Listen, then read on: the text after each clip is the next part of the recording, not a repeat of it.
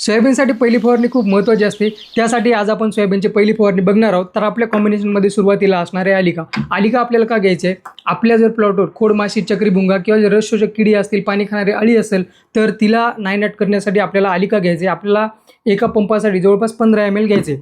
आता त्यानंतर आपल्या कॉम्बिनेशनमध्ये दुसऱ्या असणार एक बायोविटा, इसाबिऑन किंवा कुठलेही एक चांगले पीजर. हे काय करणार, जर आपला प्लॉट स्ट्रेसमध्ये वगैरे असेल त्याला बाहेर स्ट्रेसच्या बाहेर काढणार, त्याची चांगली वाढ करणार आणि एक आपल्या प्लॉटवर चकाकी आणणार.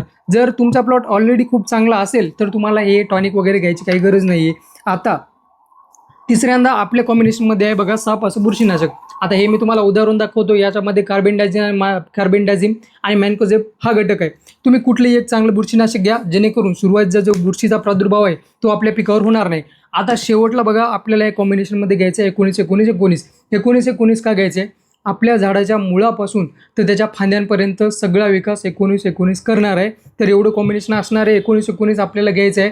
प्रति पंपासाठी जवळपास आपल्याला 100 ग्रॅम एवढं घ्यायचं आहे. आता उद्याच्या व्हिडिओमध्ये आपण सोयाबीनचे काही चांगले तणनाशक बघणार आहोत व ते का घ्यायचे ते पण मी सांगणार आहे. त्यासाठी जर फॉलो केलं नसेल तर आत्ताच फॉलो करा आणि काही समस्या असेल तर मला कमेंट सेक्शनमध्ये विचारायला विसरू नका.